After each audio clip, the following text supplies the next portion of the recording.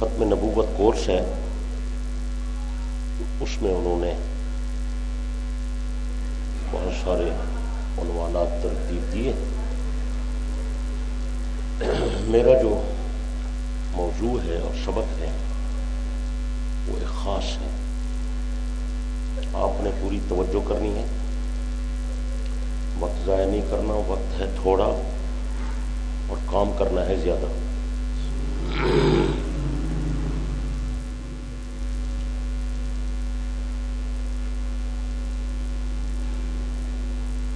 بس بغیر کسی تمہید کے شروع کر رہے ہیں۔ ہمارا دین اسلام ہے، آپ حضرات اگر ساتھ ساتھ لکھیں تو آپ کو بہت فائدہ ہوگا۔ ہمارا دین کیا ہے؟ کبھی یہ کہہ دیا جاتا ہے کہ ہمارا مذہب اسلام ہے، کہتے ہیں نا، لیکن یاد رکھیں مذہب چھوٹی چیز ہے، دین بڑی چیز ہے۔ اسلام ہمارا مذہب نہیں ہے، اسلام ہمارا دین ہے۔ کیا ہے؟ اسلام ہمارا دین، ہمارا اسلام ہے۔ مذہب ہمارا اہل سنت والجماعت ہے۔ آگے ہمارا مسلک ہے، ہم حنفی ہیں، لیکن حنفی، شافعی، مالکی، حنبلی، یہ جتنے مسالک ہیں یہ سارے اہل سنت ہیں۔ سمجھ آ رہی ہے؟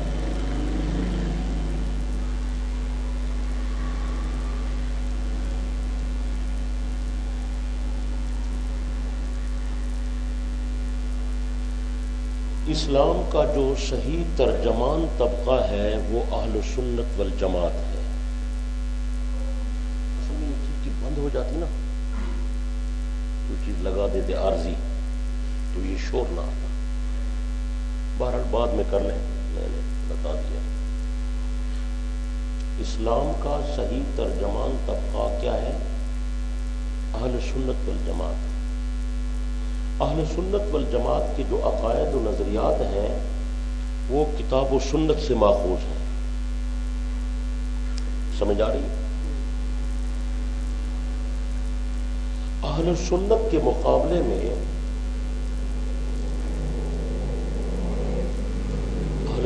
مقابلے میں جو سب سے پہلا فرقہ نمودار ہوا اس کا نام ہے اہل تشیع۔ کیا نام؟ توجہ پوری میری طرف رکھنی ہے، پوری توجہ، ادھر ادھر توجہ نہیں کرنی، بات سمجھ نہیں آئے گی۔ اس کا نام کیا ہے؟ کچھ لوگ اس کو اہل تشیع پڑھتے ہیں، تو یاد رکھیں تشیع کوئی لفظ نہیں ہے۔ جب آپ بولتے ہیں نا تو آپ کی گفتگو سے لوگ اندازہ لگاتے ہیں کہ یہ کتنے بڑے عالم ہیں، ان کے پاس علم ہے یا نہیں ہے۔ کچھ لوگ کہہ دیتے ہیں اہل شیعہ، یہ بھی غلط ہے، اور کچھ کہہ دیتے ہیں اہل تشیع۔ ابھی آپ پڑھے ہوئے ہیں ماشاءاللہ، آپ بتائیں یہ تشیع کون سا صیغہ ہے؟ تفاعل ہے نا، تشیع، تفاعل، تعوذ، تنور، تحبب ہے۔ اب کوئی تعوذ کو پڑھے تعوذ، کیا خیال ہے؟ ٹھیک ہوگا؟ تصور کو کوئی پڑھے تصور، یہ ٹھیک ہوگا؟ تو میرے عزیزو یہ تشیع ہے، تشیع نہیں ہے۔ لفظ جب آپ بولیں صحیح بولنے، سمجھ آ رہی ہے یا نہیں سمجھ آ رہی؟ تو اہل تشیع کے مقابلے میں جو لفظ تھا پتہ ہے وہ کیا تھا؟ وہ تھا اہل تسنن۔ کیا لفظ تھا؟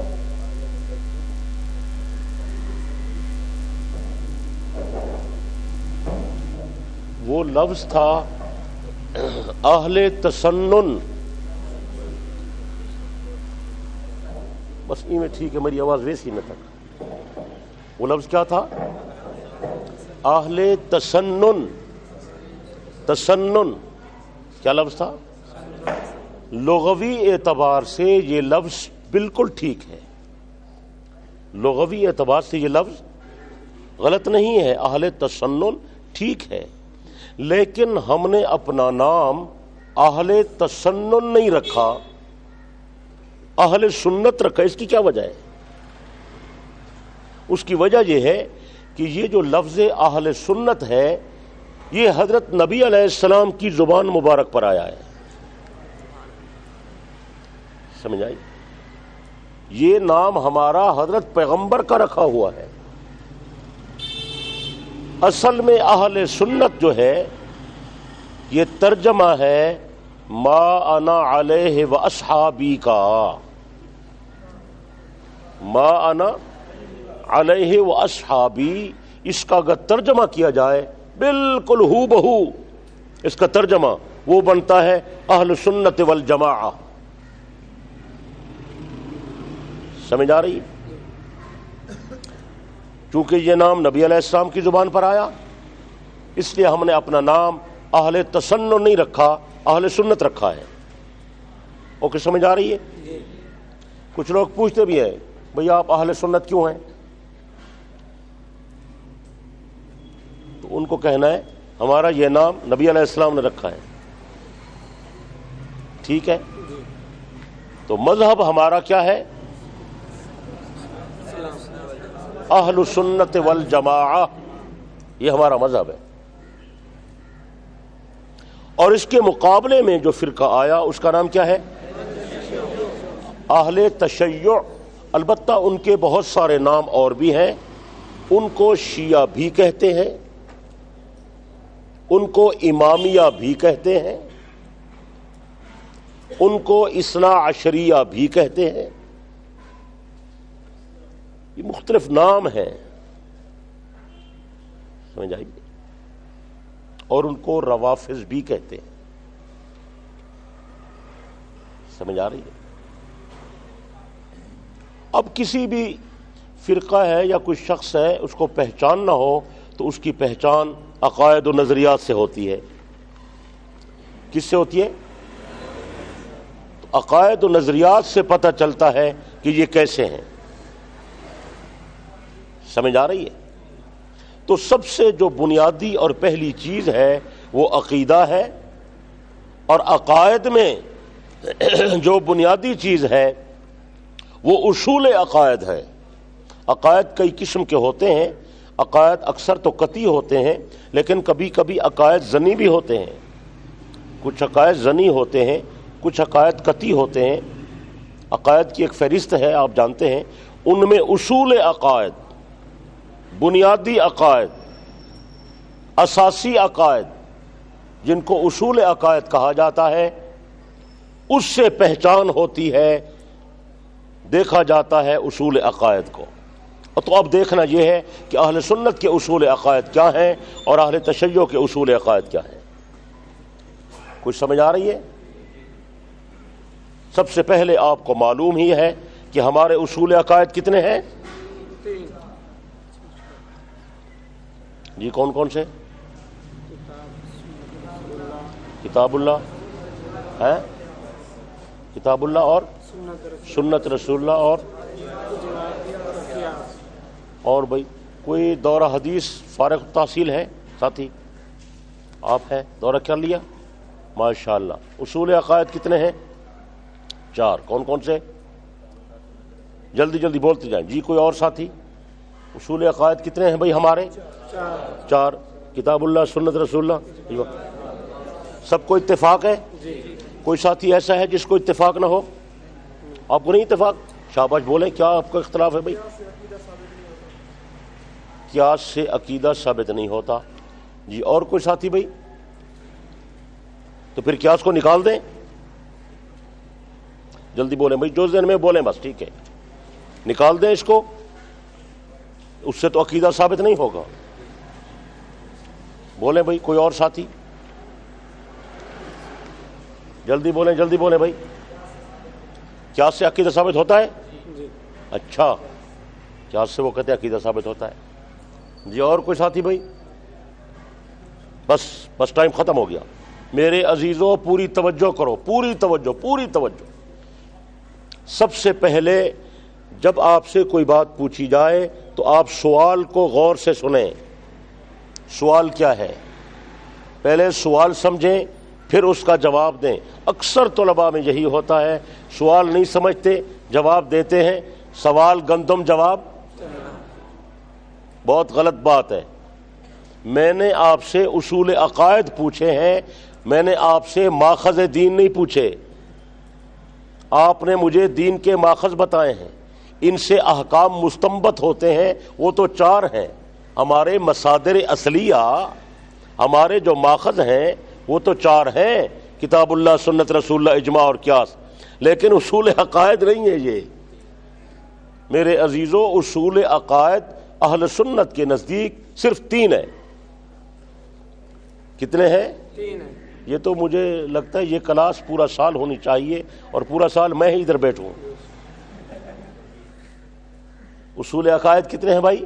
3. جلدی بولیں، جلدی، اور نوٹ کرتے جائیں. کتنے ہیں؟ 3. عقیدہ توحید، عقیدہ رسالت اور عقیدہ آخرت.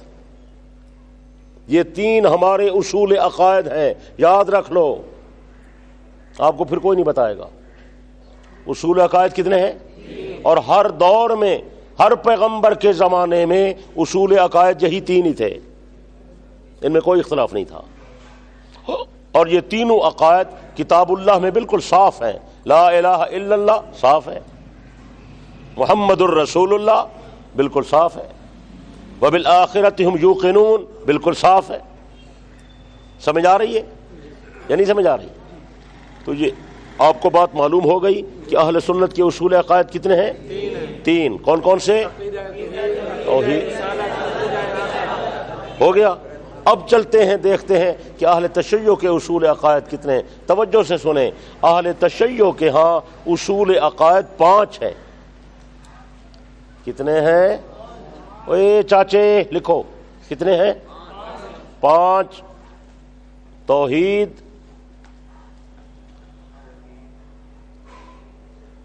عدل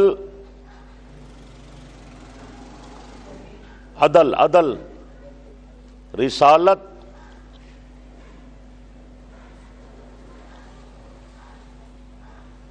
امامت اور قیامت یا آخرت ایک ہی بات ہے. یہ میں سنوں گا سبق، پھر میں جو سبق پڑھاتا ہوں کاپیوں پر آپ اشارے لکھیں، لیکن سبق آپ کو مستحضر ہونا چاہیے. آپ یہاں سے نکلے بات آپ کے ذہن میں بیٹھی ہوئی ہو. ہمارے اصول عقائد 3 ہیں، ان کے اصول عقائد کتنے ہیں؟ 5. یہ میں سنوں گا، ازبر ہونے چاہیے، پھر زندگی میں نہیں بولنا، یاد رہیں گے. تو جب دونوں کے اصول عقائد میرے عزیزوں سامنے آ گئے تو اس سے فرق واضح ہو گیا. میری طرف فرق واضح ہو گیا کہ اہل سنت اور اہل تشیع کے درمیان جو اختلاف ہے وہ فروعی نہیں ہے، اصولی ہے. کچھ سمجھ آئیے؟ اختلاف فروعی نہیں ہے، بلکہ بعض لوگ کہتے رہتے ہیں کہ یار یہ فروعی اختلاف ہے، جیسے حنفیہ، شافعیہ، مالکیہ. نہیں، وہ اختلاف فروعی ہے. یہ اختلاف فروعی، یہ اختلاف کیا ہے؟ جب ہمارے اصول عقائد ہی جدا ہیں تو باقی کسی بات کا کہنا ہی کیا ہے. اور ویسے میں آپ کی اطلاع کے لیے بتا دیتا ہوں، توجہ سے میری بات، پوری توجہ سے. لکھنا ہو تو لکھ لینا. اصول عقائد سے لے کر عقائد تک،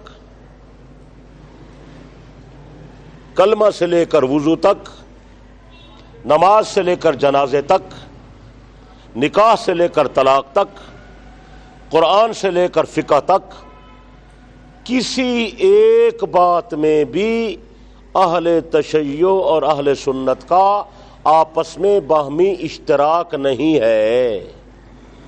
ایک مسئلہ بھی ایسا کوئی پیش نہیں کر سکتا جن پر دونوں نظریے متفق ہوں. اہل سنت کا عقیدہ اور موقف جدا ہے اور اہل تشیع کا اس سے جدا ہے. کچھ سمجھ آئیے؟ تو پھر یہ اختلاف اصولی ہے یا فروعی ہے؟ سمجھ آ گئی بات؟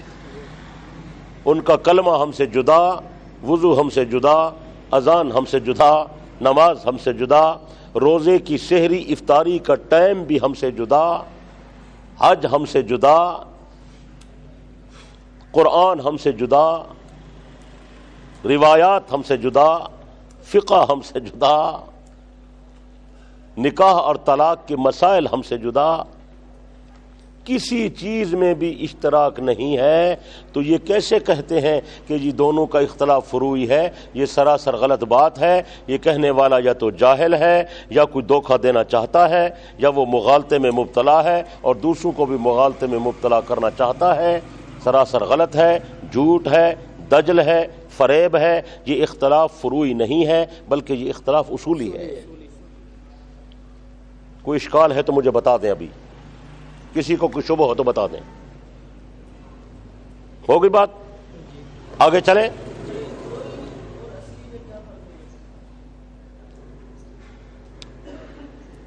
اصولی اور فروعی اختلاف کا فرق یہ ہے کہ اصل بنیادوں پر اختلاف ہو تو اس کو اصولی کہتے ہیں، فروعی ان چھوٹے اختلافات کو کہتے ہیں جن کے کرنے نہ کرنے سے آدمی کے ایمان میں فرق نہیں پڑتا۔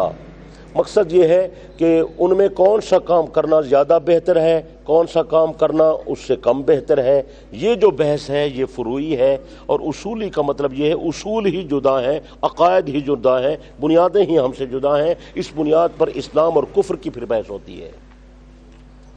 سمجھ آ گئی بات؟ آگے چلیں میرے عزیزو، توجہ سے سنو۔ اب ہم چلتے ہیں ان کے جو اصول عقائد میں نے آپ کو بتائے وہ کتنے ہیں؟ 5۔ لیکن ان کے مذہب کا جو بنیادی عقیدہ ہے، جس پر ان کے مذہب کی پوری عمارت کھڑی ہوئی ہے، اور وہ ان کی بنیاد کا پہلا پتھر ہے، پہلا پتھر، بنیادی ترین عقیدہ، اس کو عقیدہ امامت کہتے ہیں۔ کیا کہتے ہیں؟ بولتے نہیں ہو؟ سارے مذہب کا دار مدار اس عقیدے۔ ایک اور بات آ گئی، ایک اور بات۔ ایک ان کے مذہب کا بنیادی عقیدہ ہے اور ایک ان کے مذہب کا بنیادی پتھر ہے اور ایک ان کے مذہب کا دروازہ ہے۔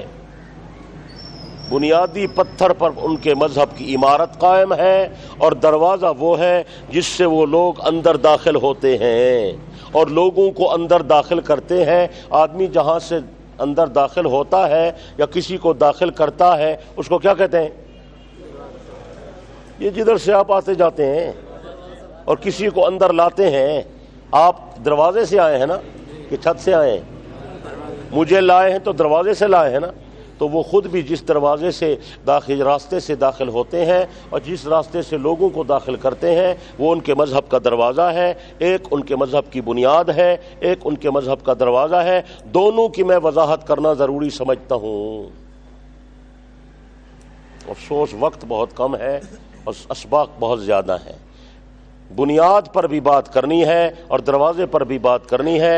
اہل تشیع کا جو مذہب کا بنیادی پتھر ہے وہ عقیدہ امامت ہے اور اس کا جو دروازہ ہے وہ مسئلہ فدق ہے۔ کچھ سمجھ آ رہی ہے؟ ایک ان کے مذہب کا بنیادی پتھر ہے وہ عقیدہ امامت ہے اور ایک ان کے مذہب کا دروازہ ہے وہ مسئلہ فدق ہے۔ ایک بات پر بات کرنے کے لیے زیادہ نہیں تو کم از کم 1 مہینہ چاہیے۔ 1 مہینے سے کم بات سمجھ میں نہیں آتی۔ کچھ سمجھ آ رہی ہے؟ تو اس سے پہلے کہ میں اس بنیاد کو کھولوں کہ ان کا عقیدہ امامت کیا ہے اور وہ دروازہ بتاؤں کہ اس دروازے کی حقیقت کیا ہے، ضروری ہے کہ پہلے کچھ مذاہب اور فرق کا تعارف اور ان کی مختصر پہچان ہو جائے اور پھر ان کے مذہب کا تعارف ہو جائے کہ ان کی بنیاد اور آغاز کہاں سے ہوا ہے۔ ضروری ہے نا؟ بس یہ آپ کے پاس کاپی ہونی چاہیے اور آپ کو اس پر لکھنا چاہیے. لکھیں، جلدی جلدی لکھنا ہے، ٹائم ضائع نہیں کرنا، بالکل ادھر ادھر توجہ نہیں کرنی، کھیلنا کودنا نہیں ہے، موبائل شبائل کی طرف متوجہ نہیں ہونا. یہ موبائل خطرناک ہے، ہمارا ٹائم ضائع کرتا ہے سارا. یہ موبائل دجالی فتنہ ہے. کیا ہے؟ دجالی فتنہ ہے یہ. تو یہ جو ہے لکھے. عنوان دے مذاہب و فرق کی پہچان. جلدی جلدی بھی جلد، جو اچھے ساتھی لکھنے والے ہیں وہ لکھتے جائیں، جو باقی ہیں وہ بعد میں ان سے نقل کرنا ہے. ٹھیک ہے؟ میرے پاس مستقل لکھا ہوا نہیں ہے ورنہ میں آپ کو دے دیتا. یہ میرے پاس مذاہب و فرق، فرقوں کی جمع، فرقے کی جمع، فرقے کی جمع فرق عربی میں، اردو میں فرقے. یہ جو لکھ لے فرقوں کی پہچان، فرقوں کی پہچان. علماء طلباء تو جانتے ہیں فرق کی پہچان. نمبر 1، 3 مذہب اصولی طور پر مستقل حیثیت رکھتے ہیں. 3 مذہب اصولی طور پر مستقل حیثیت رکھتے. قلم کو تیزی سے چلائیں.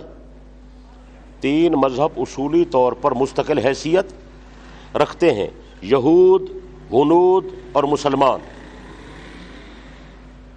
یہود، ہنود اور مسلمان. ہنود ہندو، ہنود اور مسلمان. یہودیوں سے عیسائی نکلے، یہودیوں سے لکھیں لکھیں لکھیں، یہودیوں سے عیسائی نکلے. یہودیوں سے کیا نکلے؟ عیسائی نکلے. ہندو سے سکھ نکلے، ہندو سے سکھ نکلے. اور مسلمانوں سے مرزائی نکلے، مسلمانوں سے مرزائی نکلے. اب عیسائی، سکھ اور مرزائی الگ الگ مذاہب ہیں. اب عیسائی، سکھ اور مرزائی الگ الگ مذاہب ہیں. یہ بنیاد بتا رہا ہوں آپ کو کہ کون کہاں سے نکلا ہے. بہت قیمتی چیز ہے، محفوظ کریں اس کو. قادیانیوں کی مسلمانوں سے وہی نسبت ہے، قادیانیوں کی مسلمانوں سے وہی نسبت ہے جو عیسائیوں کی یہودیوں سے تھی. جو عیسائیوں کی یہودیوں سے تھی. عیسائیوں اور قادیانیوں میں فرق یہ ہے، عیسائیوں اور قادیانیوں میں فرق یہ ہے کہ عیسائی ایک سچے پیغمبر کے جھوٹے امتی ہیں. عیسائی ایک سچے پیغمبر کے جھوٹے امتی ہیں. لکھ لیا. اور مرزائی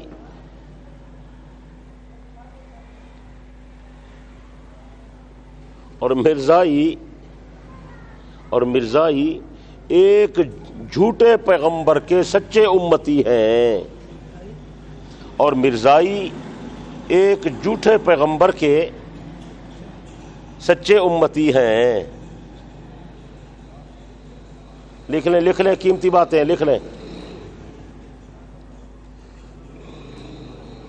مرزائی ایک جھوٹے پیغمبر کے سچے امتی. آگے لکھیں، سچے پیغمبر کے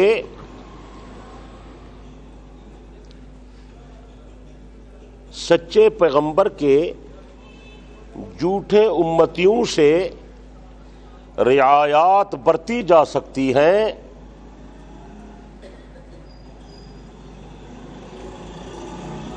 سچے پیغمبر کے جھوٹے امتیوں سے رعایات برتی جا سکتی ہیں، مگر جھوٹے پیغمبر کے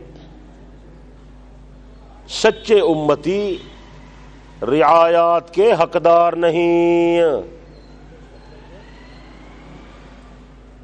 مگر جھوٹے پیغمبر کے سچے امتی رعایات کے حقدار نہیں۔ یہ لکھ لیا یا نہیں لکھا؟ نمبر دو جلدی ہاتھوں کو حرکت دیں۔ نمبر 2، کفر کبھی عداوت کی راہ سے آتا ہے اور کبھی محبت کی راہ سے آتا ہے۔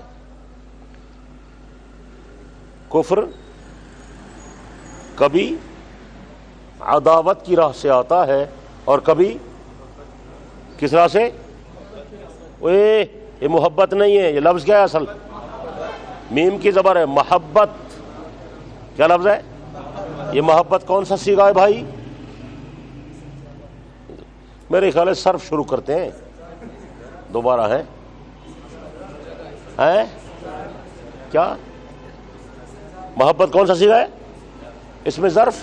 استغفر اللہ، لا حول ولا قوت۔ یار میرے خیال ہے ارشاد و صرف لے آؤ، صرف بہا لے آؤ، دوبارہ پڑھتے ہیں، اور علم و صیغہ لے آؤ، پڑھتے ہیں دوبارہ۔ اللہ کے بندے یہ مصدر میمی ہے، محبت، مودت، مسرت، اس کو لوگ پڑھتے ہیں محبت ہے۔ اچھا لفظ ہے اخلاص، اس کو کیا پڑھتے ہیں؟ اخلاص۔ اور لفظ ہے اخلاق، اس کو کیا پڑھتے ہیں؟ اخلاق۔ الٹی ہی چال چلتے ہیں دیوانگان عشق اور آنکھوں کو بند کرتے ہیں دیدار کے لیے۔ عجیب دور ہے بھائی، یہ نہیں ہونا چاہیے بھائی، لفظ صحیح بولے۔ وہ جیسے تشیع کو کیا پڑھتے ہیں؟ تشیع۔ استغفر اللہ، وہ سکول کا ٹیچر تھا نا، تو اس اسلامیات کی کتاب میں لکھا ہوا تھا تعوذ، تو وہ بچوں کو پڑھا رہا تھا، بچے پڑھو تعوذ۔ کیا تھا وہ؟ لطیفہ ہے، استاد سنایا کرتے تھے، وہ لطیفہ ہے، استاد نے فرمایا لڑکے سے بھائی عبارت پڑھو، تو لڑکے نے عبارت پڑھی کتاب الزکوت، اور اس نے کہا نالائق کیا پڑھتا ہے؟ اس نے کہا نہیں استاد جی غلطی ہوگی، کتاب الزکوت۔ اس نے کہا تو بڑا بدتمیز ہے، یہ کیا پڑھتا ہے؟ اس نے کہا نہیں استاد جی ابھی ٹھیک کرتا ہوں۔ انہوں نے کہا ہاں پڑھو، صحیح پڑھو۔ اس نے کہا کتاب الزکوت۔ تو استاد کو غصہ آیا، اس نے کہا تیرے باپ کی چوت۔ تو بھائی لفظ صحیح بولا کرو اللہ کے بندے۔ کچھ سمجھ آ رہی ہے؟ تو کیا لکھا ہے؟ کفر کبھی عداوت کی راہ سے آتا ہے اور کبھی محبت کی راہ سے آتا ہے۔ یہودیوں کا کفر عداوت کی راہ سے، یہودیوں کا کفر، یہ بڑے ظالم تھے، انہوں نے کتنے انبیاء کو شہید کیا ہے۔ یہودیوں کا کفر، لکھو صوفی لکھ نیچے، میری طرف دیکھتا ہے، یہودیوں کا کفر عداوت کی راہ سے ہے کہ دو پیغمبروں کی عداوت انہیں لے ڈوبی، نبی علیہ السلام کی بھی عداوت اور عیسیٰ علیہ السلام کی بھی عداوت، دو پیغمبروں کی عداوت انہیں لے ڈوبی۔ اور عیسائیوں کا کفر محبت کی راہ سے آیا، عیسائیوں کا کفر، انہوں نے محبت کی نا، عیسیٰ علیہ السلام کو بڑھایا، خدا کا بیٹا بنا دیا۔ عیسائیوں کا کفر محبت کی راہ سے آیا۔ ملت ابراہیمی کے لیے، ملت ابراہیمی کے لیے یہ افراط و تفرید کی راہیں تھیں، یہ افراط و تفرید کی راہیں تھیں۔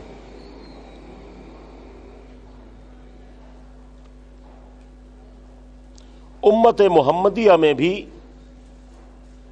یہی دو سلسلے چل نکلے۔ استغفر اللہ، بدنصیبی ہماری۔ امت مسلمہ میں بھی امت محمدیہ میں بھی یہی دو سلسلے چل نکلے. روافض کا کفر عداوت کی راہ سے،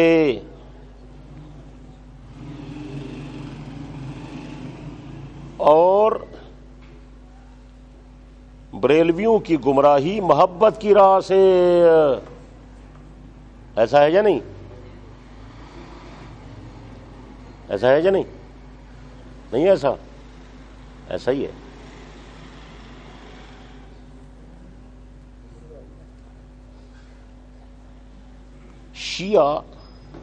شیعہ تفریط میں یہود کی شاخ نکلے. تفریط تا فا رے یا توئے، اس کو آپ پڑھتے ہیں تے فے رے یہ توئے. تفریط میں یہود کی شاخ نکلے، لکھ لیا. اور بریلوی افراط میں عیسائیوں کے نقشے پا پر چلے. افراط باب افعال کا مصدر ہے، الف فے رے الف توئے. عیسائیوں کے نقشے پا پر چلے. تاریخی طور پر فریقین کی کتب سے یہ ثابت ہے، تاریخی طور پر فریقین کی کتب سے یہ ثابت ہے کہ شیعہ مذہب کا بانی عبداللہ بن سبا یہودی تھا. شیعہ مذہب کا بانی عبداللہ ابن سبا، سین کے ساتھ، سبا یمنی یہودی تھا. سبا سین بے الف حمزہ، سبا یمنی یہودی تھا. ہے یمن کا تھا، یمنی یہودی تھا.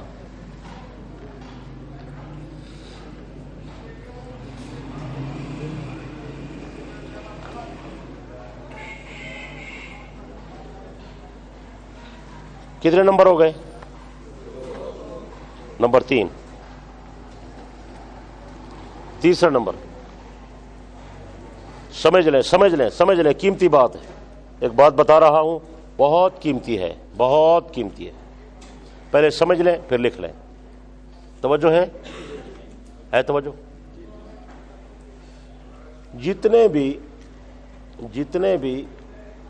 جتنے بھی اسلام کے اس کو اٹھانا، اس کو نیند آ رہی ہے، سونا نہیں ہے بھائی، یہ اللہ والا سویا ہوا ہے. کمال ہے. کیا سکینہ نہیں نازل ہو رہی؟ یہ مسجد میں جو لوگ سوتے ہیں نا، سکینہ نہیں نازل ہوتی، شیطان نازل ہوتا ہے. وہ کہتا ہے یہ بات سن لیں گے ان کا عقیدہ ٹھیک ہو جائے گا. سکینے والی نیند نہیں ہے یہ شیطان والی نیند ہوتی ہے. ادھر طالب علموں پر بھی شیطان زیادہ آتا ہے. ایک جملہ بتاتا ہوں قیمتی، سن لیں. توجہ ہے. جتنے اسلام میں فرقے نمودار ہوئے،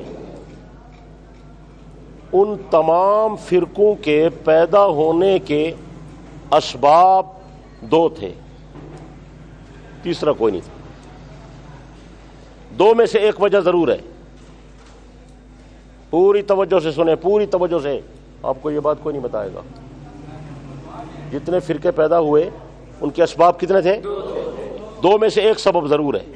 یا تو وہ فرقہ اس لیے پیدا ہوا کہ ان کا علم ناقص تھا. کیا تھا؟ جاہل تھے، علم پورا نہیں تھا.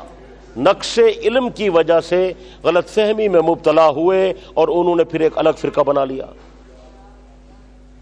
جہالت کی وجہ سے کب علمی کی وجہ سے وہ فرقہ بنا، ایک وجہ، یا وجہ یہ ہے کہ وہ فرقہ جاہل تو نہیں تھا، ان کا علم بھی ناقص نہیں تھا، وہ جانتے بوجھتے تھے، لیکن کسی دنیاوی اغراض کی وجہ سے لالچ میں وہ آیا اور الگ فرقہ بن گیا۔ یہ دو ہی وجوہات ہیں فرقوں کے بننے کی، اس کے علاوہ تیسری کوئی وجہ نہیں ہے۔ یہ بات سب کو سمجھ آ گئی، یاد بھی ہو گئی؟ فرقے جو بنے ہیں ان کے اسباب دو ہیں، یا تو وہ جاہل تھے، ان کے پاس علم صحیح نہیں تھا، یا علم تو صحیح تھا لیکن وہ لالچی تھے، ان کی کوئی دنیاوی اغراض و مقاصد تھے، ان کی وجہ سے وہ دنیاوی لالچ میں پڑ گئے اور فرقہ بن گئے۔ یہ دو اسباب ہیں، تیسرا سبب کوئی نہیں۔ اوے قیمتی بات، قیمتی بات، قیمتی ترین بات، لیکن کائنات میں واحد ایک فرقہ ہے جس کو اہل تشیع کا فرقہ کہتے ہیں۔ وہ فرقہ نہ تو جاہل تھا، نہ ان کا علم ناقص تھا، نہ ان کو معلومات کی کمی تھی، وہ سب جانتے بوجھتے تھے، پڑھے لکھے تھے، علم ان کے پاس وافر تھا، اور نہ ہی وہ کسی لالچ میں آ کر الگ ہوئے ہیں، ان کی دنیاوی غرض و غایت کوئی نہیں تھی۔ یہ واحد فرقہ ہے جو معرض وجود میں آیا، نہ عدم علم کی وجہ سے آیا اور نہ ہی کسی دنیاوی اغراض کی وجہ سے آیا، بلکہ اس کے پیدا ہونے کی ایک تیسری وجہ تھی۔ وہ وجہ یہ ہے کہ اسلام کی بیخکنی کی جائے، اسلام کی جڑیں کاٹی جائیں، اسلام کی بنیادوں کو کھوکھلا کیا جائے تاکہ دین اسلام ترقی نہ کرے۔ ان کے پیدا کرنے کی جو غرض ہے وہ خالص اسلام دشمنی پر مبنی ہے، اسلام دشمنی پر اسے ابھارا گیا اور کھڑا کیا گیا۔ یہ واحد فرقہ ہے جو اسلام دشمنی کے لیے نکالا گیا ہے، اس کے علاوہ اس کی کوئی غرض نہیں ہے۔ یہ بات یاد رکھنی ہے میری۔ کچھ سمجھ آئی یہ بات میری یا نہیں سمجھ آئی؟ اس کو اپنے پاس نوٹ کر لیں، یہ بہت قیمتی بات ہے جو میں نے بتائی آپ کو۔ جتنے بھی فرقے معرض وجود میں آئے ان کی دو میں سے کوئی غرض ایک ضرور تھی، یا جہالت کی وجہ سے بنا، ان کا علم ناقص تھا، یا پھر دنیاوی اغراض کی اور لالچ میں آ کر وہ فرقہ بنا، تیسری وجہ کوئی نہیں تھی۔ اور سمجھ آیا چاچا؟ سمجھ آئی؟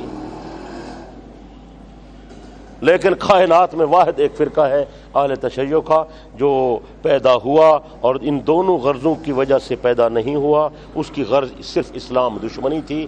جب اسلام نے ترقی کی، خلفائے راشدین کے زمانے میں اسلام عروج پر چلا گیا، فتوحات کا دروازہ کھل گیا، تو یہودیوں کے پیٹ میں درد اٹھا کہ اگر اسی طرح اسلام ترقی کرتا رہا یہودیت مٹ جائے گی۔ انہوں نے کہا سازش تیار کرو۔ انہوں نے ایک آدمی کو کھڑا کیا، اس کا نام ابن سبا یمنی یہودی تھا اور وہ پکا یہودی تھا۔ اس کو کھڑا کیا ایک سازش کے تحت، اسے کہا تم ایسا کرو، تم یہ اعلان کر دو کہ میں مسلمان ہو گیا ہوں۔ اسلام کا لبادہ اوڑھ لیا اس نے، نعرہ لگایا میں مسلمان ہو گیا ہوں۔ اور مسلمان، اوے میری طرف، میں جو بات بتا رہا ہوں بڑی قیمتی ہے، بہت قیمتی ہے، وقت کی قلت کے پیش نظر میں بالکل مختصر بات کر رہا ہوں۔ اس کو کھڑا کیا کہ تم اسلام کا نعرہ لگاؤ، لوگ تمہیں مسلمان سمجھیں گے، اور پھر اس نعرے کے ساتھ ساتھ تم نے حب اہل بیت کا لبادہ اوڑھنا ہے۔ کیا لبادہ اوڑھنا ہے؟ آپ کو پتا ہے آج کل ہر آدمی لیبل کو دیکھتا ہے۔ بھائی یار آپ نے دیکھا نہیں ہے کہ یہ کمپنیوں والے ہر 2 4 6 مہینے کے بعد صابن کا لیبل تبدیل کر دیتے ہیں، ایک نئی لڑکی کی تصویر لگا دیتے ہیں۔ اس کو پتا ہے یہ بیچارے، یہ جو مولوی طالب سیدھے سادے، یہ تصویر کو دیکھ کر یہ صابن خریدیں گے، ہیں؟ ایسے ہے یا نہیں؟ ساری مخلوق دھوکہ کھاتی ہے نہیں کھاتی؟ بولتے نہیں ہو؟ صابن کا لیبل نیا، صرف کا لیبل نیا، بسکٹ کا لیبل ہے یا نہیں؟ کپڑا یہاں کا بنا ہوا ہے، اس پر لکھ دیتے ہیں میڈ ان جاپان۔ ایسے ہے یا نہیں؟ بولتے نہیں ہو؟ اور شکاری اگر مچھلی کو پکڑتا ہے تو جو کنڈی لگاتا ہے وہ کنڈی چھپاتا ہے، اس کے اوپر آٹا لگاتا ہے، یا اس کے اوپر سانپا لگاتا ہے، یا اس کے اوپر گوشت کی بوٹی لگاتا ہے، لیبل ہے نا۔ وہ جو مچھلی آئے گی وہ گوشت کی محبت میں آئے گی، ایسا ہے، اندر کنڈی چھپی ہوئی ہے، وہ جب کھاتی ہے تو کنڈی گلے میں، ایسا ہے یا نہیں ہے؟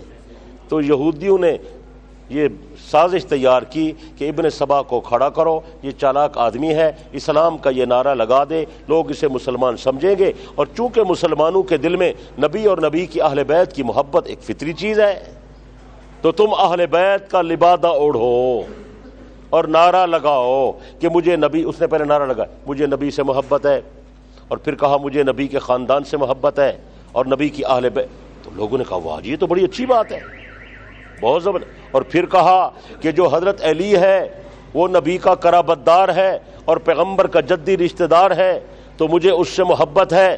لوگوں نے کہا اچھی بات ہے۔ اس نے کہا نہیں، محبت کی وجہ تمہیں سمجھ نہیں آئی، میں بتاتا ہوں۔ نے کہا کیا؟ کہا وہ جو علی ہے نا اس کی ایک خاص شان ہے۔ لوگوں نے پوچھا بھئی وہ کیا ہے؟ کہا علی ولی ہے۔ کیا ہے؟ وہ یہ اتنے ظالم گہرے تھے علم میں کہ عام آدمی ان کی بات کو سمجھتا نہیں ہے، اور آج تک نہیں سمجھا۔ آپ نے سنا ہے اذان میں کیا کہتے ہیں؟ کیا؟ علی ولی اللہ۔ تو تم کیا سمجھتے ہو یہ کیا ہے؟ کیا سمجھتے ہو؟ علی اللہ کا ولی ہے، ولی کا معنی دوست ہے۔ تو ہمارے جو صوفی شافی ہیں نا، یہ بیچارے چٹ فی السماوات والڈگر، یہ سمجھتے ہیں کہ بھئی حضرت علی کی جو ہے دوستی کا اعلان ہو رہا ہے، علی کی ولایت بزرگی، اور اللہ کے بندے بزرگی کا اعلان نہیں ہو رہا، علی کی اللہ سے دوستی کا اعلان نہیں ہو رہا، تم سمجھے نہیں ہو۔ عام یہ اکثر لوگوں کو پتہ نہیں اس بات کا۔ اشہد ان علی ولی اللہ کا یہ معنی وہ یہ نہیں کہہ رہا، وہ تقیہ کر رہا ہے، دھوکہ دے رہا ہے، لیبل ہے، لیبل، اندر بات اور ہے۔ اوپر لیبل ہے ولایت کا، اور تم ولایت دوستی سمجھے ہو اور محبت سمجھے ہو اور بزرگی سمجھے ہو، وہ یہ نہیں کہہ رہا۔ اصل میں بات یہ ہے ان کے نزدیک جو ولایت ہے وہ امامت کا دوسرا نام ہے۔ وہ یہ اعلان کر رہا ہے کہ علی امام ہے اور نبی کا جانشین ہے اور پیغمبر کا وصی ہے۔ کچھ سمجھ آ رہی ہے؟ اسی لیے تو آگے کہتا ہے اشہد ان علی ولی اللہ و خلیفتہ بلا فصل۔ لیکن ہمارے لوگوں کو بات سمجھ نہیں آتی۔ سمجھ آ رہی ہے؟ وہ یہ کہنا چاہ رہا ہے اپنا عقیدہ امامت ظاہر کر کے کہ جو ہے امامت کو مانو اور علی پہلا امام ہے، لیکن ہمارے لوگوں کو اس بات کا پتہ نہیں ہے۔ کچھ سمجھ آ رہی ہے؟ تو یہ سب سے پہلے یہ جو لیبل ہے جو ابن سبا کی کارستانی ہے، اس نے پہلے کہا حضرت علی جو ہے نا وہ علی تو ولی ہے۔ لوگوں نے سمجھا اچھا بھائی اللہ کا دوست ہے، نیک ہے، بزرگ آدمی ہے، ہم تو علی کو ولی اللہ ہم بھی مانتے ہیں۔ اور پھر کہا نہیں، تمہیں پتہ نہیں چلا، وہ جو ولی ہوتا ہے نا، ولی وہ معصوم ہوتا ہے، اور آپ کو پتہ ہے کہ اس اہل اسلام کا عقیدہ ہے کہ انبیاء کے علاوہ کوئی معصوم نہیں ہے نا۔ ابھی اگلے سبق میں بات آ رہی ہے، میں اس کو کھولوں گا انشاءاللہ۔ تو اس نے کہا ولی کا معنی ہے معصوم، اور پھر کہا علی نبی کا قرابت دار بھی ہے اور ولی بھی ہے اور معصوم بھی ہے، تو امام علی امام ہے نا۔ تو جس کے پاس اتنا مقام ہے تو وہی حقدار ہے کہ پہلا خلیفہ وہی ہو اور نبی کا جانشین بھی۔ سمجھ آ رہی ہے نا؟ اصول کیا پیش، اور باپ کے بعد بیٹا ہوتا ہے نا، تو نبی کا بیٹا تو کوئی نہیں، علی نبی کا بیٹا ہے۔ سمجھ آ رہی ہے؟ اور پھر کہا کہ جو حضرت علی ہے نا، حضرت علی ان سے محبت فرض ہے اور علی کے دشمنوں سے نفرت کا اظہار ضروری ہے۔ اس کے لیے انہوں نے دو عقیدے بنائے، تولا اور تبرہ۔ تولا دوستی اور تبرہ بیزاری، یعنی حضرت علی سے محبت کرو، دوستی کرو، اور جو علی کے دشمن ہیں ان سے بیزاری کا اظہار کرو۔ تو پوچھا بھئی وہ علی کے دشمن کون ہے؟ کہا علی کے جو دشمن ہیں وہ ابو بکر عمر عثمان تو ہیں جنہوں نے علی سے خلافت چھینی ہے، تو ان پر تبرہ ضروری ہے، لان تان ضروری ہے۔ تو یہ تمام جتنے ان کے عقائد و نظریات ہیں ان کا گھڑنے والا اور بنانے والا اور پیش کرنے والا اور لیبل لگا کر ظاہر کچھ اور باطن کچھ اور اس کا اظہار کرنے والا عبداللہ بن سبا یمنی یہودی ہے۔ اور شیعوں نے اپنی کتابوں میں یہ بات لکھی ہے کہ عبداللہ بن سبا پہلے یہودی تھا، پھر اسلام لے آیا، پھر اس نے علی کی محبت کا دعویٰ کیا اور پھر علی کو جو ہے وہ امام بنا لیا اور پھر علی کی ولایت کے نعرے لگائے اور پھر کہا علی معصوم ہے اور نبی کا جانشین ہے اور ان کے جو دشمن ہیں ان سے نفرت کا اظہار کرو، علی سے محبت کرو، علی کو نبی کا جانشین سمجھو۔ سمجھ آ رہی ہے یا نہیں سمجھ آ رہی؟ اور پھر کہا کہ جو علی کے دشمن ہیں معاذ اللہ خلفائے ثلاثہ ان سے صرف نفرت کا اظہار نہیں کرنا بلکہ ان کی تکفیر کرو، نعوذ باللہ من ذالک، انہیں کافر سمجھو۔ یہ نظریہ بھی ابن سبا کا کھڑا ہوا ہے۔ سمجھ آ رہی ہے؟ یہ تمام نظریات اس نے پیش کیے اور پھر ان کو تدریجاً اس نے پیش کیا، تدریجاً آہستہ آہستہ، اور پھر آخر میں تو یہ کہہ دیا کہ حضرت علی خدا ہے، علی الہ ہے، معاذ اللہ، نقل کفر کفر نباشت۔ اس نے حضرت علی کی الوہیت کا اقرار کیا۔ تو شیعوں نے اپنی کتاب میں لکھا ہے کہ چونکہ یہ سارے کام ابن سبا نے کیے ہیں اور ہمارا عقیدہ امامت بھی اسی نے پیش کیا ہے، اسی وجہ سے لوگ ہمیں تانا دیتے ہیں اور کہتے ہیں اصل التشیع والرفض ماخوذ من الیہودیت، کہ رفض اور تشیع یہ یہودیت سے پیدا ہوا ہے۔ تو ثابت ہو گیا کہ شیعت کا بانی مبانی عبداللہ ابن سبا یہودی ہے، یہ مذہب وہیں سے نکلا ہے اور ان کی بنیاد خالص اسلام دشمنی پر رکھی گئی ہے۔ بات سمجھ آ گئی یا نہیں سمجھ آئی؟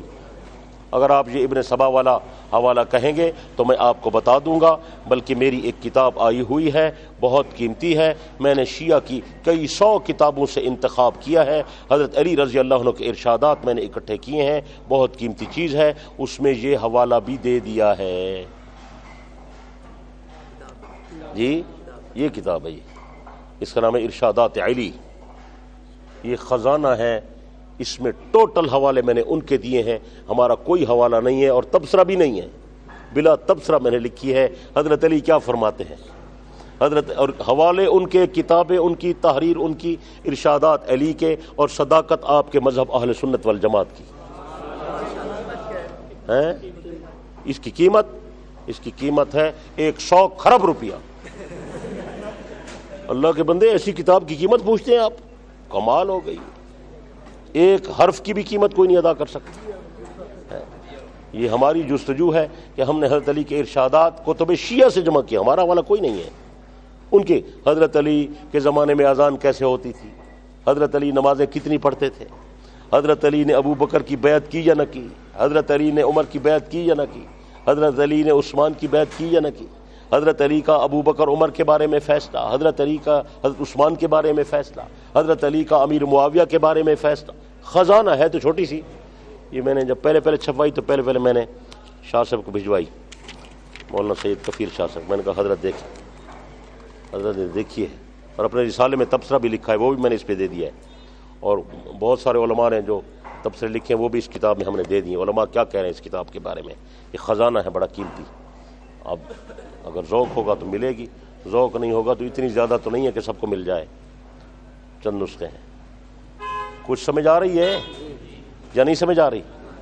یہ بات سمجھ آ گئی سب کو؟ اب ہم چلتے ہیں اس بنیادی عقیدے کی طرف جو ان کے مذہب کی بنیاد ہے۔ وہ کیا ہے؟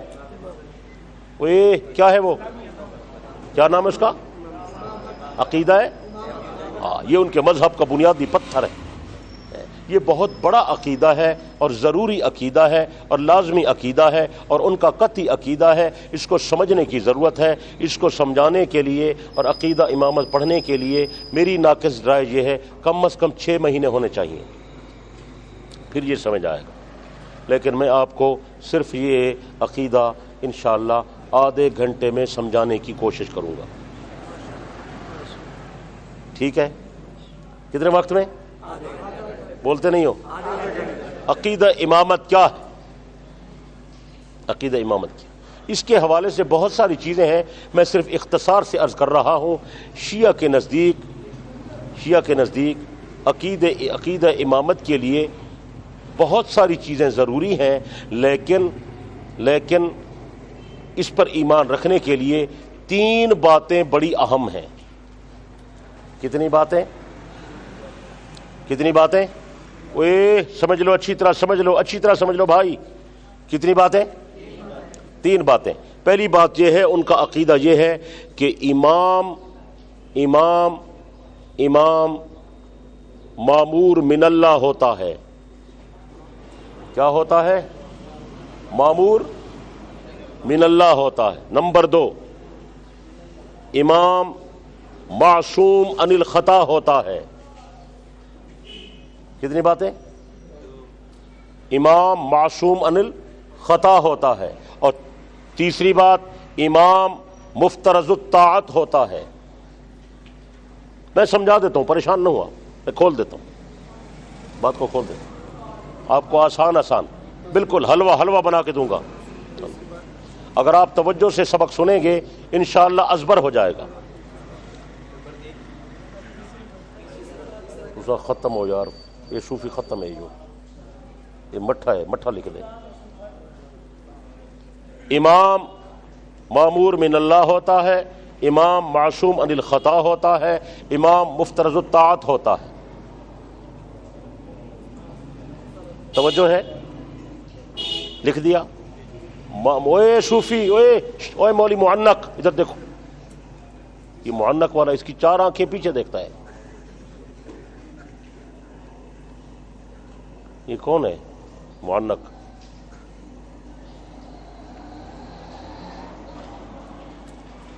یاد کر لیا کیا؟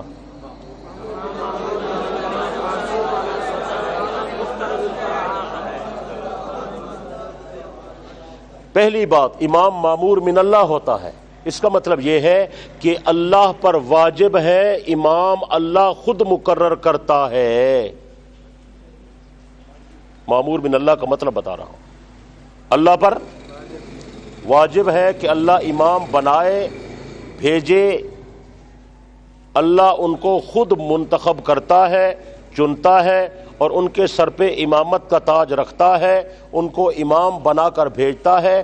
جیسے اللہ نبی بنا کر بھیجتا ہے، ایسے اللہ امام بھی بناتا ہے. اور ان کا عقیدہ یہ ہے، اللہ پر یہ کام کرنا واجب ہے. اور جو علماء یہاں بیٹھے ہیں یا آخری درجے میں ہیں یا جنہوں نے شرع عقائد پڑھی ہوئی ہے، ان کو پتہ ہوگا ہمارا عقیدہ یہ ہے کہ اللہ تعالیٰ پر کوئی چیز واجب نہیں ہے. اللہ پر کوئی چیز واجب بالکل نہیں. سمجھ آئیے؟ اللہ پر کوئی چیز واجب تو سرے سے یہ بات ہی غلط ہے کہ اللہ پر واجب ہے کہ اللہ امام بنائے. لیکن ان کا عقیدہ ہے اللہ پر واجب ہے کہ اللہ امام بنائے. اور اللہ نے وہ امام بنائے ہیں، اوے چاچے، اللہ نے امام بنائے ہیں اور وہ بنا کر بھیجے ہیں. ان کو امامت کا عہدہ دے کر بھیجا ہے، جیسے خدا نبی بنا کر بھیجتا ہے. اور وہ ٹوٹل امام، کل ان کی تعداد 12 ہے. کتنی ہے؟ یہ ان کا عقیدہ ہے. بھئی ہم انہی کا پڑھ رہے ہیں، اپنی آج کوئی بات نہیں، آج انہی کی باتیں ہیں. میں ان کے مطلب کی کہہ رہا ہوں، میں ان کے مطلب کی کہہ رہا ہوں. زبان میری ہے، بات ان کی. سمجھ آ رہی ہے؟ مامور من اللہ کا مطلب سمجھا رہا ہوں کہ اللہ امام مقرر کرتا ہے، بناتا ہے. جیسے اللہ نبی بھیجتا ہے ویسے اللہ امام بھی. اوے کیا یہی بات عقیدہ ختم نبوت کے منافی نہیں ہے؟ بولیں. امام کل کتنے ہیں؟ بولیں. اور 12 کے 12 امام حضور علیہ السلام کے بعد آئے نا؟ بولتے نہیں ہو؟ جبکہ ہمارا عقیدہ ہے حضور علیہ السلام اللہ کے آخری نبی ہیں. تو جو مرزا قادیانی جس نے مرزائیوں نے ایک مرزے کو پیغمبر کے بعد نبی مان لیا بنا لیا وہ تو ہو گئے خارج، اور جنہوں نے 12 بنائے ہوئے وہ داخل ہیں۔ اور کچھ سمجھ شریف میں بات شریف آ رہی ہے یا اوپر سے جا رہی ہے؟ اللہ کرے بات سمجھ آئے۔ تو یہ ان سے کم خطرناک ہیں۔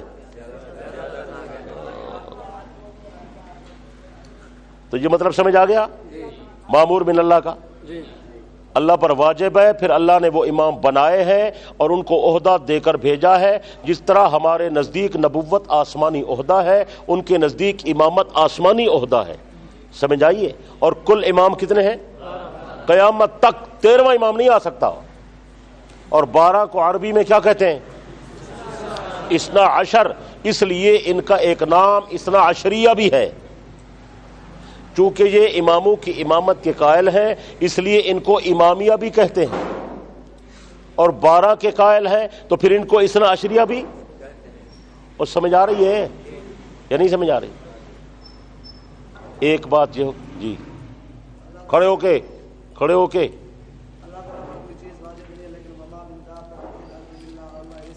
جی جی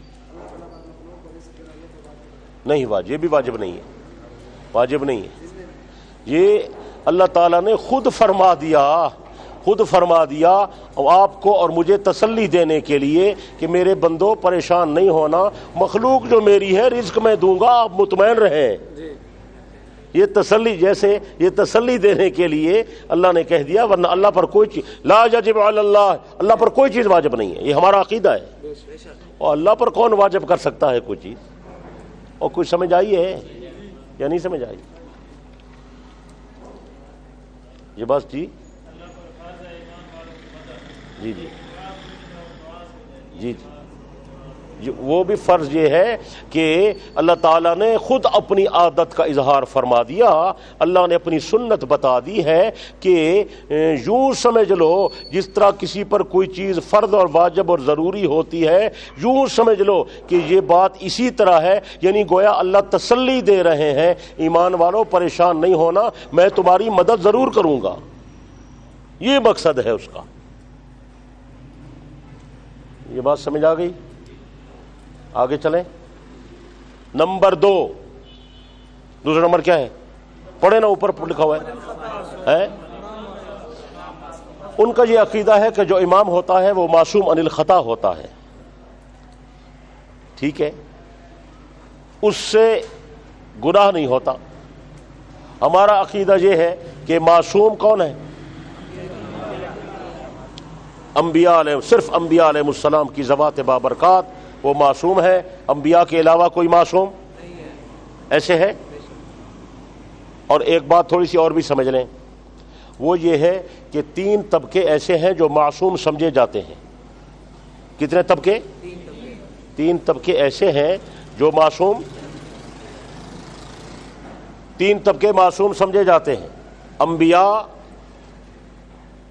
ملائکہ اور چھوٹے بچے۔ سمجھ لیں اوے، سمجھ لیں اوے چاچے، سمجھ لو یار، سمجھ لو جی بھائی۔ پانی شانی کا ٹائم نہیں ہے بھائی، یہ پانی درمیان میں وہی پیتے ہیں جن کے دانے ختم ہو جاتے ہیں۔ یہ اٹھا لو یہاں سے، میری کتاب ساری گیلی ہو جائے گی۔ یہ زیادہ کھانے پینے کا نظام اچھا نہیں ہوتا، کم کھایا کریں، سمجھ آئیے۔ یہ بار بار چائے، بسکٹ، پکوڑے، سموسے، بس یہ کیا ہر وقت کھا رہے ہیں، اسی سے تو بیماریاں پھیلی ہیں۔ کھانا کم کریں، کھائیں گے۔ آج کل لوگوں کے 3 کام ہیں۔ آج کل لوگوں کی زندگی کے مقصد کتنے ہیں آپ کو پتہ ہے؟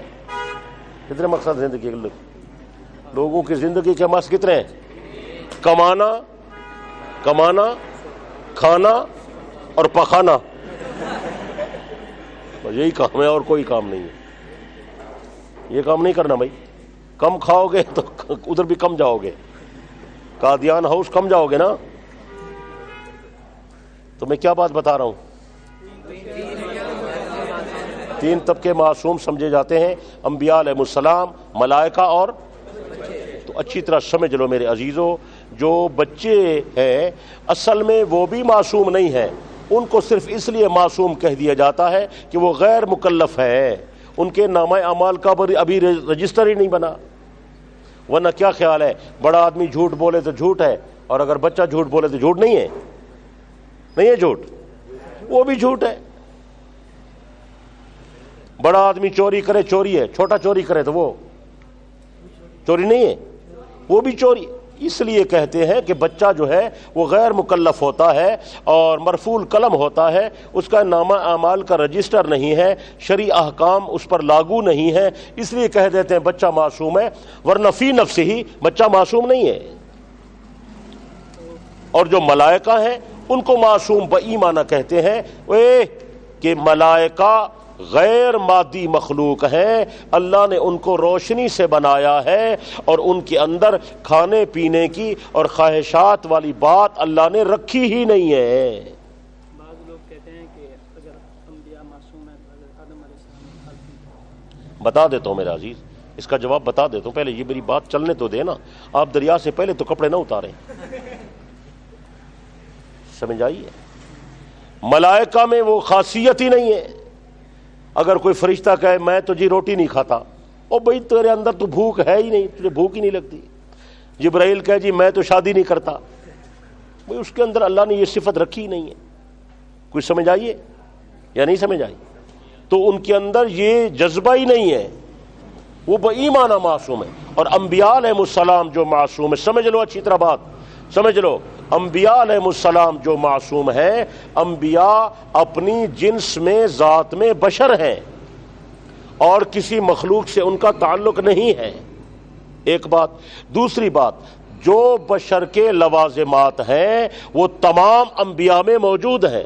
کھانا پینا، سونا، جاگنا، بھوک پیاس، تھکاوٹ، شادی کرنا وغیرہ وغیرہ، تکلیف ہونا، بیماری ہونا، سر کا درد ہونا، بخار ہونا، انبیاء میں ہے یا نہیں ہے؟ بولے. انبیاء علیہ السلام کے معصوم کا یہ مطلب نہیں ہے جو بعض لوگوں نے سمجھا ہوا ہے کہ جو نبی ہوتا ہے اس میں گناہ کی قدرت ہی نہیں ہوتی. یہ غلط بات ہے. نبی میں گناہ کرنے کی قدرت ہوتی ہے، وہ اگر کرنا چاہیں تو کر سکتے ہیں، لیکن اس کے باوجود خشیت الہی سے یا اللہ کے جلال و جمال کے مشاہدے سے یا اللہ کی حفاظت سے یا اللہ کی توفیق سے قدرت کے باوجود انبیاء گناہ نہیں کرتے. اسی کو معصومیت کہتے ہیں. کچھ سمجھ آئی ہے؟ اگر قدرت نہ ہو تو پھر نبی اور فرشتے میں تو فرق نہیں رہے گا. اور کچھ سمجھ آ رہی ہے؟ قدرت ہوتی ہے، وہ کرنا چاہیں تو کر. بولو یار، یہ قرآن میں نہیں یوسف علیہ السلام کے بارے میں وَلَقَدْ هَمَّتْ بِهِ وَهَمَّ بِهَا، زلیخا نے بھی ارادہ کیا، یوسف نے بھی ارادہ کیا، ہے یا نہیں؟ آگے پھر لولا ان رأى برہان ربی. تو بہرحال یہ ایک لمبی بحث ہے، لمبا مضمون ہے اور بڑی قیمتی چیز ہے. اس پر بھی میں نے کام کر لیا ہے الحمدللہ، لیکن وہ ابھی چھپا نہیں ہے، چھپنے والا ہے. دعا کریں تو کہ وہ چھپ جائے.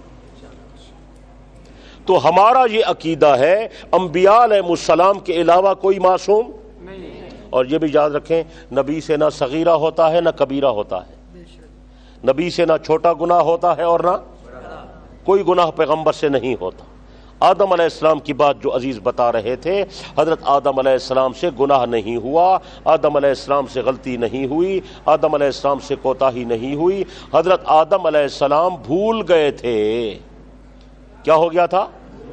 اللہ تعالیٰ نے فرمایا وَلَا تَقْرَبَا هَٰذِهِ الشَّجَرَةَ، اس درخت کے قریب نہیں جانا. حضرت بھول گئے، اور بھولنے کے کئی معنی لکھے ہیں مفسرین نے. ایک معنی یہ ہے حضرت سرے سے یہ حکم ہی بھول گئے، یاد نہیں رہا کہ بھی اللہ نے منع کیا تھا. ایک مطلب یہ ہے بات یاد نہیں. ایسے بندہ کو بھول جائے یار، وہ نماز بھی پڑھنی ہے. ایک مطلب اور ہے، وہ مطلب یہ ہے کہ حضرت آدم علیہ السلام وہ درخت بھول گئے جس درخت سے اللہ نے یہ درخت ہے بھائی اس کے قریب نہیں جانا. حضرت بھول گئے کہ اللہ نے اس درخت سے منع کیا تھا. کتنے معنی ہو گئے؟ دو. تیسرا معنی اور ہے، وہ یہ ہے کہ جس درخت سے اللہ نے منع فرمایا تھا اس جنس کے درخت جنت میں بہت سارے تھے، سب کی جنس ایک تھی. سمجھ آئیے؟ وہ گندم تھا یا انار تھا یا جو بھی تھا، وہ درخت، اس قسم کے درخت بہت سارے تھے۔ حضرت نے یہ سمجھا، بھول گئے کہ اللہ نے اس سے منع کیا، اس سے تو نہیں منع کیا، چلو اس کا کھا لیتے ہیں۔ یہ کیفیت تھی بھول کی، سمجھ آ رہی ہے؟ تو یہ کئی صورتیں اس کی بھول کی ہو سکتی ہیں۔ بہرحال حضرت بھول گئے، فناسیہ قرآن میں بھی ہے، وہ بھول گئے۔ تو بڑوں سے جب بھول ہو جاتی ہے تو اس کو بہت بڑا سمجھا جاتا ہے۔ حسنات الابرار سیئات المقربین۔ تو اللہ تعالیٰ نے تنبیہ فرما دی، میرے پیغمبر میں نے تو منع کیا تھا، آپ اس کے قریب کیوں گئے؟ تو حضرت نے کسر نفسی کی بنیاد پر پھر اس کی نسبت اپنی طرف کی، ربنا ظلمنا انفسنا وان لم تغفر لنا وترحم، یا اللہ مجھ سے یہ گناہ ہو گیا، غلطی ہو گئی، ظلم ہو گیا وغیرہ وغیرہ۔ وہ کسر نفسی فرما رہے تھے، ورنہ آدم سے گناہ نہیں ہوا تھا۔ حضرت آدم علیہ السلام معصوم ہیں، سمجھ آئیے؟ تو بہرحال خلاصہ کیا نکلا کہ انبیاء علیہ السلام کے علاوہ کوئی معصوم نہیں ہے، لیکن اہل تشیع کے ہاں ان کے 12 امام کیا ہے؟ ان سے گناہ نہیں ہوتا، بلکہ انہوں نے اپنی کتاب میں لکھا ہے کہ اللہ نے علی اور نبی کو اپنے نور سے پیدا کیا ہے۔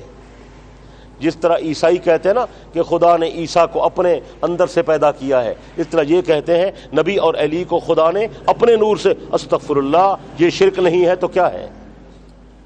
اور کچھ سمجھ آ رہی ہے؟ کتنی باتیں ہو گئیں؟ 2۔ پہلی بات کیا تھی؟ معمور من اللہ ہوتا ہے، اور دوسری بات امام معصوم عن تو اس کی وضاحت ہو گئی نا۔ اب تیسری بات، امام مفترض الطاعت ہوتا ہے، یعنی اس کا مطلب یہ ہے کہ ہر آدمی پر امام کی فرما برداری اور اطاعت فرض ہے۔ سمجھ آئیے؟ امام کی اطاعت ایسے فرض ہے جیسے اللہ اور اس کے رسول کی اطاعت فرض ہے۔ اور ہم کیا کہتے ہیں؟ امام کی اطاعت فرض نہیں ہے؟ بولیں بھائی جی، احکام شریعہ میں فرض ہے۔ اور کوئی بات بھائی؟ اور کوئی بتائے؟ رتی ٹوپی والے بتائیں، یہ اینک والے بتائیں، معتبر امام۔ اچھا، اماموں کی قسمیں ہیں، کچھ معتبر ہوتے ہیں، کچھ غیر معتبر بھی ہوتے ہیں۔ یہ کالی پگڑی والے بتائیں،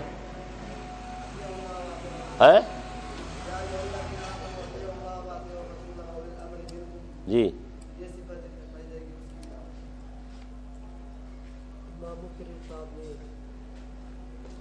بہرحال آپ وقت ضائع کرتے ہیں، میں بتاتا ہوں۔ میرے عزیزوں بات سمجھ لو، ہمارا موقف یہ ہے کہ صرف 2 قسم کی اطاعتیں فرض ہیں، تیسری کوئی اطاعت فرض نہیں ہے۔ 2 اطاعتیں فرض ہیں، اطیع اللہ و اطیع الرسول، بس، اس کے علاوہ کوئی اطاعت فرض نہیں ہے۔ سمجھ آ رہی ہے؟ اطاعتیں کتنی فرض ہیں؟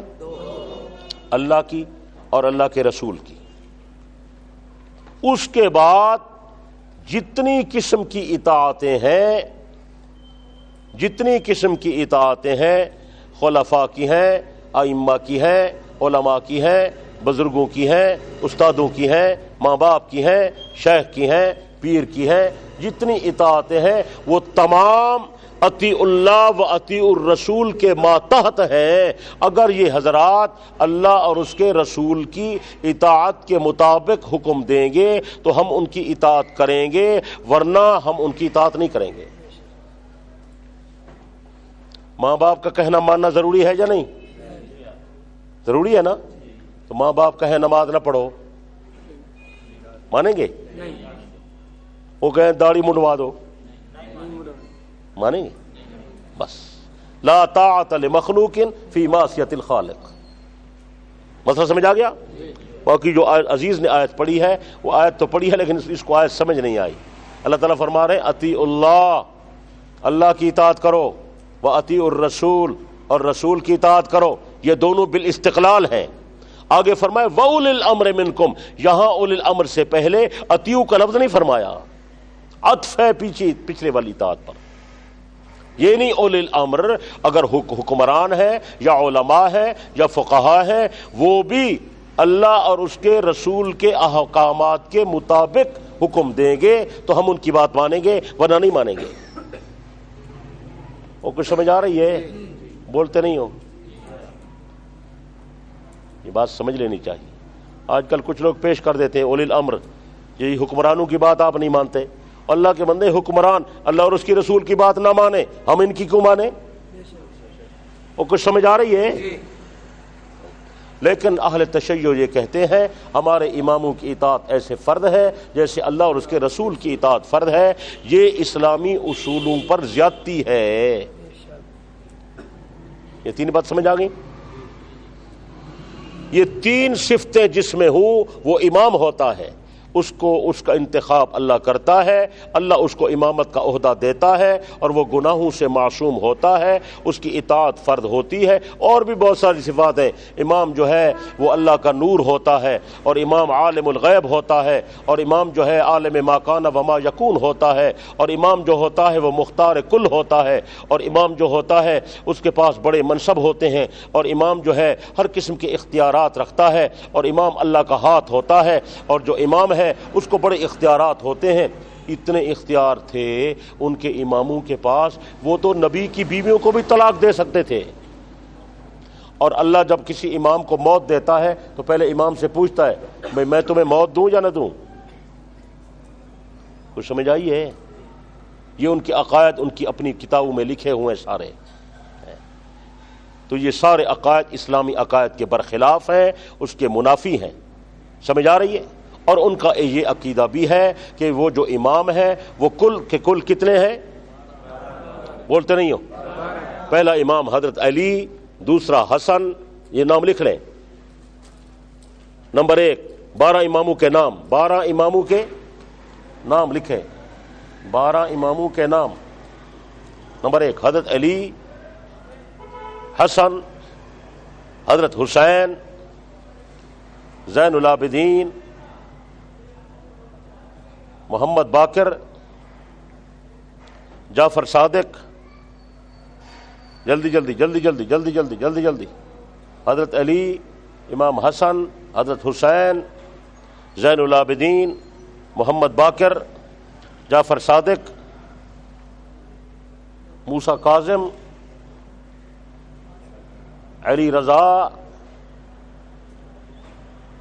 محمد تقی،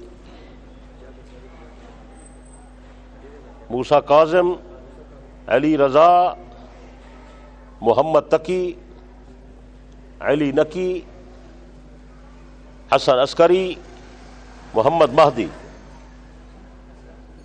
کتنے ہو گئے؟ علی رضا، محمد تقی، علی نقی، حسن عسکری، 12واں محمد مہدی،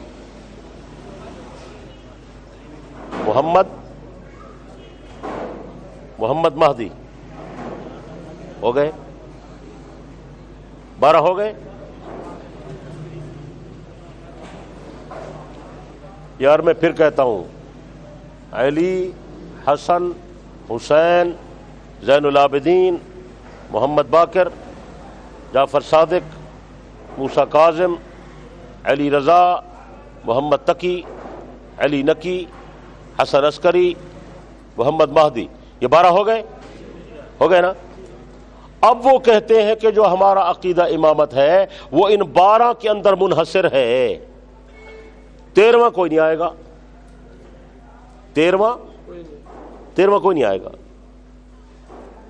اور پھر ان کا یہ بھی عقیدہ ہے، ان کا یہ بھی عقیدہ ہے کہ امام کے لیے یہ ضروری نہیں کہ وہ موجود بھی ہو، یہ بھی ضروری نہیں کہ وہ موجود، امام غائب بھی ہو سکتا ہے۔ اور ان کا یہ بھی نظریہ ہے کہ وہ جو 12 امام ہیں ان کے لیے یہ بھی ضروری نہیں کہ وہ صاحب اقتدار ہوں، حکومت پر ہوں نہ ہوں، کوئی حرج نہیں۔ سمجھ آئیے؟ اور ان کا یہ بھی عقیدہ ہے کہ وہ 12 میں سے جو 11 ہیں وہ تو ہو گئے فوت، اور ایک جو 12واں ہے وہ 255 ہجری میں پیدا ہوا تھا، اس کا نام امام مہدی تھا، اور 3-4 سال کی عمر میں وہ ایک غار میں چھپ گیا ہے، وہ غار عراق میں ہے، اور اس غار کا نام ہے سرمن رعاج۔ آپ لکھ نہیں رہے۔ 12واں امام محمد مہدی، 11 فوت ہو گئے، 11۔ 12واں امام جو آیا وہ کیا ہے؟ وہ کیا ہے؟ اس کا نام محمد مہدی تھا۔ وہ 255 میں پیدا ہوا اور تقریباً 260 میں وہ غار میں چھپ گیا۔ وہ غار کہاں ہے؟ عراق میں ہے۔ غار کا نام کیا ہے؟ سرمن رعاج، سین رے میم نون رے الف چھوٹی یہ، سرمن رعاج۔ اس کا جو ترجمہ مجھے بتائے اس کو میں 10 روپے انعام دوں، جو اس کا ترجمہ بتائے۔ ایک جی سرمن رعاج ہے، سین سے بیٹا، سین سے ہے، چھپ جانا رات۔ تو بتا ولی اللہ، جس کو دیکھا اسے چھپا لیا۔ جی کوئی اور معنی بتائے؟ لکھنے سے غائب ہو گیا، دیکھنے سے غائب ہو گیا۔ یار کوئی بندہ نہیں ہے جو 10 روپے لے لے؟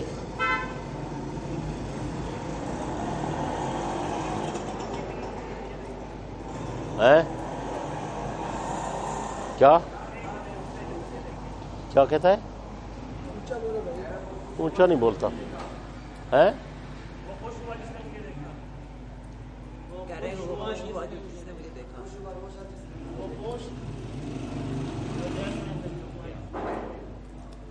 ماشاء اللہ، آپ دورہ حدیث کیا ہوا ہے؟ یہ کون ہے؟ عالم ہے؟ ہاں، کیا کرتا ہے؟ کیا کہاں پڑھتے ہو بھائی؟ ہے عربی پڑھی ہوئی ہے کچھ؟ ہے عربی گرامر کا؟ ماشاء اللہ، اللہ تعالیٰ آپ کی زندگی میں برکت دے۔ اس بندے نے معنی صحیح بتایا بھائی۔ سرمن رعاج کا معنی ہے جس نے دیکھا وہ خوش ہو گیا۔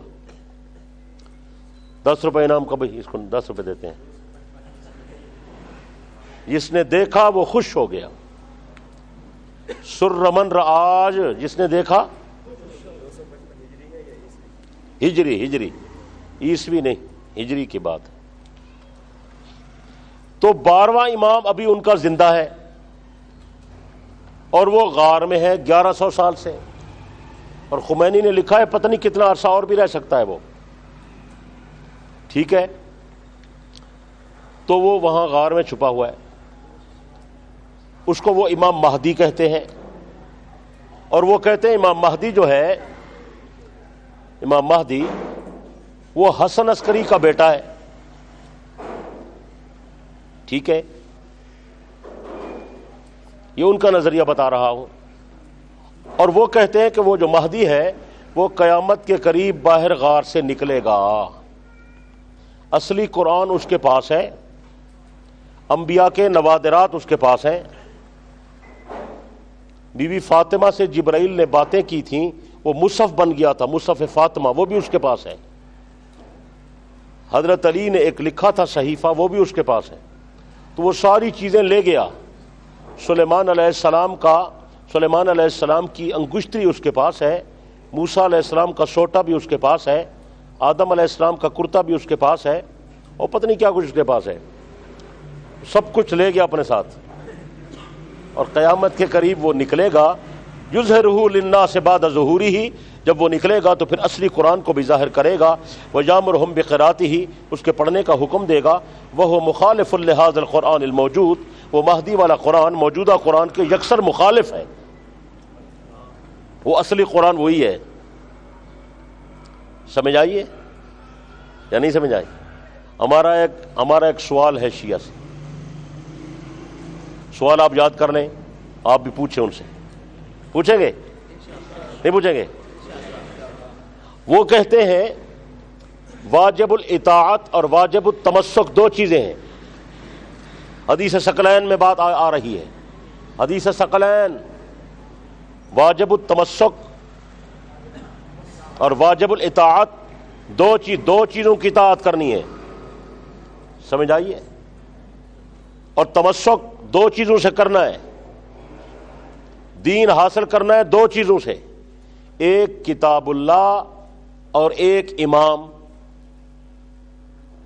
ترکت فیکم امرین, اور ایک حدیث میں ہے ثقلین, دو ثقل پیغمبر چھوڑ گئے, ایک کتاب اور ایک امام. ٹھیک ہے, ان دونوں کی اطاعت فرض ہے. ہمارا سوال ہے, جب دو چیزوں کی اطاعت فرض ہے, واجب الاطاعت دو چیزیں ہیں اور واجب التمسک دو چیزیں ہیں, کتاب اللہ اور امام. ہمارا سوال ہے شیعہ سے کہ تمہارا اصلی قرآن وہ بھی غار میں ہے اور تمہارا امام بھی غار میں ہے, تو تم کس دین پر عمل پیرا ہو؟ وہ سمجھ آئیے؟ پوچھیں گے نہیں پوچھیں گے؟ قیامت کی 15 تک کوئی جواب نہیں دے سکتا. کہو انشاءاللہ. بلکہ ہمارا مشورہ یہ ہے, مہربانی کریں, قرآن بھی وہاں ہے اور امام بھی وہی ہے, یہ خود بھی وہی تشریف لے جائیں. جان چھوڑے, ہماری دنیا میں کیا فساد مچا رکھا ہے. ٹھیک ہے جی نہیں؟ اب یہاں تھوڑا سا یہ بھی ضروری معلوم ہو رہا ہے کہ میں آپ کو بتا دوں کہ ان کا تو امام مہدی کا یہ نظریہ ہے, اور یہ بھی ہے کہ جب وہ مہدی غار سے نکلے گا, اصلی قرآن لائے گا, اصلی دین لائے گا, اور اس وقت ان کے مخلص شیعہ 313 پیدا ہو جائیں گے, پھر وہ باہر آئے گا. فی الحال اس کو قتل کا خطرہ ہے, اس لیے وہ خود چھپا ہوا ہے. اس کی جب طاقت بن جائے گی پھر وہ آئے گا, اور وہ جب آئے گا تو نعوذ باللہ من ذالک وہ سورج کے سامنے ننگا ہوگا, اور حضرت نبی علیہ الصلوۃ والسلام معاذ اللہ نقل کفر نباشت اس کے ہاتھ پر بیعت کریں گے. اور وہ جب آئے گا تو ابو بکر عمر رضی اللہ عنہما کو نعوذ باللہ اپنی قبور سے نکالے گا اور جو ہے ان کو کوڑے مارے گا. استغفر اللہ, لا حول ولا قوت الا باللہ. اور حضرت عائشہ رضی اللہ عنہا کو زندہ کرے گا اور ان پر جو ہے حد جاری کرے گا, اور پھر ان صحابہ کو نعوذ باللہ نقل کفر نباشت جلائے گا, اور پھر ان کی راکھ کو ہوا اور سمندروں میں اڑا دے گا. یہ ان کا نظریہ ہے امام مہدی کے حوالے سے ان کی کتابوں میں. لیکن یہ ضروری معلوم ہوتا ہے کہ یہاں آپ کو یہ ضرور بتا دیا جائے کہ ہمارا اہل سنت کا امام مہدی کے بارے میں کیا موقف ہے. ضروری ہے یا نہیں؟ لیکن یہ تو مستقل عنوان ہے سبق کا, پھر یہ سبق تو رہ جائے گا میرا, یہ پھر کبھی بتاؤں گا انشاءاللہ. فی الحال ہے یہ پگڑی والا کون ہے بھائی؟ یہ طالبان ہے. کہاں سے آئے ہو بھائی؟ اچھا, شکل تو ایسے بنائی ہو, میں نے کہا کوئی یاغستان سے آئے ہو. میں تو بڑا ڈر گیا تھا اس کو دیکھ کر, پتہ نہیں کون ہے. یہ تو اپنے علاقے کا بندہ ہے. اچھا ماشاءاللہ, اللہ تعالیٰ مزید توفیق دے. چلو عزیزوں مختصر بتا دیتا ہوں, ٹائم یار بڑا بھاگ رہا ہے. یہ گھڑی تیز تو نہیں آپ کی؟ یہ تو اس پورے کورس میں اکیلا کافی تھا, اللہ کی مدد سے. کو انشاءاللہ اہل سنت والجماعت کا حضرت امام مہدی علیہ الرضوان کے بارے میں عقیدہ یہ ہے کہ امام مہدی قیامت کے قریب آئیں گے. حضرت امام مہدی علیہ الرضوان قیامت کے قریب تشریف لائیں گے. حضرت مہدی کی پیدائش ہوگی. کیا ہوگی؟ ابھی وہ پیدا ہی نہیں ہوئے. ان کا تو پیدا ہو کر غار میں چھپ گیا نا, اور ہمارا مہدی ابھی پیدا نہیں ہوا. اور حدیث میں اس کی وضاحت آئی ہوئی ہے. حضرت مہدی پیدا ہوں گے اور نبی علیہ السلام کے خاندان سے ہوں گے, سیدہ فاطمہ رضی اللہ عنہا کی اولاد میں سے ہوں گے. اور بعض روایات میں ہے کہ وہ امام حسن کی اولاد سے ہوں گے, بعض میں ہے کہ وہ امام حسین کی اولاد سے ہوں گے. سمجھ آئی؟ ہمارے علماء نے اس کو تطبیق یوں دی ہے کہ حضرت امام مہدی وہ ہوں گے تو امام حسن کے بیٹے ان کی اولاد سے, لیکن باپ کی طرف سے حسنی ہوں گے, ماں کی طرف سے حسینی ہوں گے. اور سمجھ آئی ہے؟ اور اس کا لقب مہدی ہوگا, اس کا نام محمد ہوگا. اور نبی علیہ السلام نے فرمایا اس کے باپ کا نام میرے باپ کے نام پر ہوگا, یعنی اس کا نام پورا ہوگا محمد بن عبداللہ, اور ان کا مہدی ہے محمد بن حسن عسکری. سمجھ آ رہی ہے؟ فرق سمجھ آ رہا ہے؟ اور پھر یہاں یہ بھی سمجھ لیں کہ حضرت حسن عسکری کا بیٹا جو انہوں نے بنایا ہوا ہے یہ بھی سفید جھوٹ ہے, اس لیے کہ حسن عسکری لاولد تھے, ان کی اولاد ہی نہیں تھی. اور سمجھ آ رہی ہے؟ حضرت حسن عسکری کی اولاد انہوں نے پتہ نہیں کیسے ان کو بیٹا بنا دیا. تو وہ تو محمد بن حسن نہیں ہے بلکہ محمد بن کیا ہے؟ عبداللہ ہے. اور ایک عالم نے اپنی کتاب میں لکھا, دو علماء نے, مجھے اس کا حدیث میں تو حوالہ نہیں ملا لیکن بعض علماء نے لکھا ہے, یقیناً ان کو حوالہ ملا ہوگا, بڑے حضرات ہیں, انہوں نے کہا کہ ان کی ماں کا نام بھی آمنہ ہوگا اور وہ صالح حکمران ہوگا, قیامت کے قریب وہ خلیفہ بن کر آئے گا, زمین کو عدل انصاف سے بھر دے گا, عیسیٰ علیہ السلام کے ساتھ مل کر دجال کا مقابلہ کرے گا. کون؟ حضرت امام مہدی. حضرت امام مہدی اس کی پیدائش مدینہ میں ہوگی, پھر وہ مکہ میں آئے گا. جب مکہ میں آئے گا اس وقت اس کی پہچان ہوگی, تو اس وقت ان کی عمر مبارک تقریباً 40 سال ہوگی. ابدال کی جماعت انہیں پہچانے گی. کچھ سمجھ آ رہی ہے؟ حج کا موقع ہوگا, وہاں بیت اللہ شریف اور رکن اور مقام ابراہیم کے درمیان ان کی پہچان ہوگی, تو پھر ان کی بیعت وہاں ہوگی. کچھ سمجھ آ رہی ہے؟ وہ پھر تقریباً 7 سال تک رہیں گے, 41 42 43 44 45 40 47 7 سال تک تقریباً ان کی حکومت و خلافت رہے گی. پھر حضرت کا انتقال ہو جائے گا اور غالباً ان کی نماز جنازہ حضرت عیسیٰ علیہ السلام پڑھائیں گے اور ان کو مسجد اقصی بیت المقدس میں دفن کر دیں گے. جی کیا؟ ان کی حکومت پھر ہر جگہ ہو جائے گی, کیونکہ دجال مر جائے گا, یہودی شکست کھا جائیں گے, جو بچیں گے وہ پیغمبر کا کلمہ پڑھ لیں گے, ایمان لے آئیں گے. سمجھ آئیے؟ تو پھر امن ہی امن ہوگا اور دوبارہ اسلام ہی اسلام ہوگا. جی حضرت مہدی پہلے آئیں گے, حضرت عیسیٰ علیہ السلام بعد میں آئیں گے. جب عیسیٰ علیہ السلام کا نزول ہوگا دمشق کی جامع مسجد میں سفید مشرقی مینارے پر نماز کا ٹائم ہوگا, غالباً صبح کی نماز ہوگی, نماز کی صف تیار ہوگی, تکبیر ہو رہی ہوگی, حضرت مہدی مصلی پر امامت کے لیے تیار ہوں گے. عیسیٰ علیہ السلام اوپر سے ملائکہ کے کندھوں پر ہاتھ رکھ کر اتریں گے, ان کے بالوں سے پانی ٹپک رہا ہوگا. جب نیچے اتریں گے پھر سیڑھی منگوائیں گے, حضرت پھر جب نیچے آئیں گے تو نماز تیار ہوگی, امام مہدی مصلی چھوڑ دیں گے کہ اللہ کا پیغمبر آیا ہے, میں تو پیغمبر نہیں, اور وہ معصوم ہے, میں تو معصوم نہیں, تو نماز وہ پڑھائے. تو جب وہ پیچھے ہٹیں گے, حدیث میں ایک بات آئی بڑی پیاری, حضرت عیسیٰ علیہ السلام حضرت مہدی کے کندھے پر ہاتھ رکھیں گے اور فرمائیں گے مہدی تکبیر تیرے لیے ہوئی ہے, نماز تو پڑھا. کوئی سمجھ آئیے؟ اور یہاں میں ایک بات اور بھی عرض کرتا ہوں, حضرت عیسیٰ علیہ السلام وہ نماز نہیں پڑھائیں گے, امامت نہیں کرائیں گے, اور حضرت مہدی سے کہیں گے کہ امامت آپ کرائیں, اس لیے کہ اگر میں نماز پڑھا دوں ہو سکتا ہے کوئی آدمی یہ سمجھ لے کہ عیسیٰ کوئی نیا نبی بن کر آیا ہے. میں نماز آپ کے پیچھے پڑھوں تاکہ لوگوں کو پتہ چل جائے کہ میں پیغمبر کے امتی کے پیچھے نماز پڑھ رہا ہوں, میں بحیثیت نبی نہیں آیا, میں خود نبی کا خلیفہ اور امتی بن کر آیا ہوں. اور کوئی آ رہی ہے سمجھ شریف میں بات شریف، یہ سب کچھ جا رہا ہے. تو یہ ہے حضرت امام مہدی علیہ الرضوان کا تعارف. علماء نے لکھا ان کا جب نام آئے تو آپ رضی اللہ عنہ کہا کریں. ان کو حضرت عیسیٰ کی رفاقت نصیب ہوگی. بڑے اونچے درجے کا آدمی ہے امام مہدی علیہ الرضوان. علیہ السلام نہیں کہنا چاہیے، علیہ السلام کی اصطلاح انبیاء کے لیے ہے. اور اس سے شبہ پیدا ہوتا ہے کہ وہ روافض والی بات آپ کر رہے ہیں. رافضی یہ نام اس لیے لیتے ہیں تاکہ وہ تمہیں بتانا چاہیں کہ ان کے امام نبی ہیں، نبیوں سے بھی اونچے ہیں. لیکن تجھ سا سیدھے سادے ہو تو کو سمجھ نہیں لگتی کہیں شاید. علیہ السلام صرف انبیاء کو کہا کریں، صحابہ کو رضوان اللہ یا رضی اللہ عنہم یہ کہا کریں، اور بزرگوں کو رحمت اللہ علیہ کہا کریں.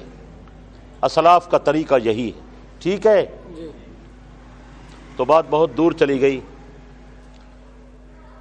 ہم کہاں تھے؟ نہیں دیکھ یہ صوفی میرے خیال اس کو بھی نیند آ رہی ہے.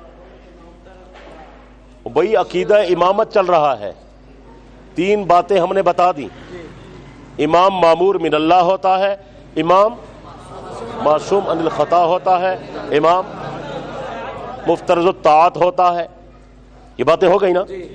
اب دیکھنا یہ ہے اب دیکھنا یہ ہے وہ تو امامت کے قائل ہیں، تو ہم جو اہل سنت ہیں ہم کس کے قائل ہیں؟ نبی علیہ السلام اللہ کے آخری نبی تھے. نبوت کیا ہو گئی؟ وہ نبوت ختم نہیں ہوئی، وہ کملے.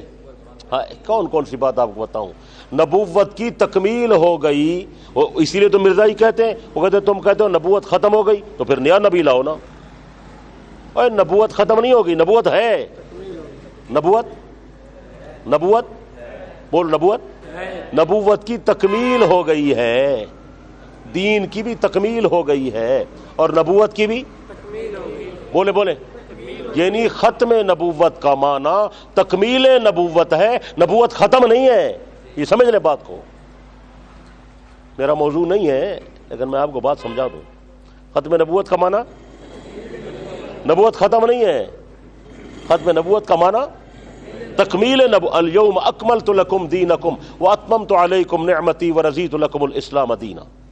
ختم نبوت کا معنی کیا ہے؟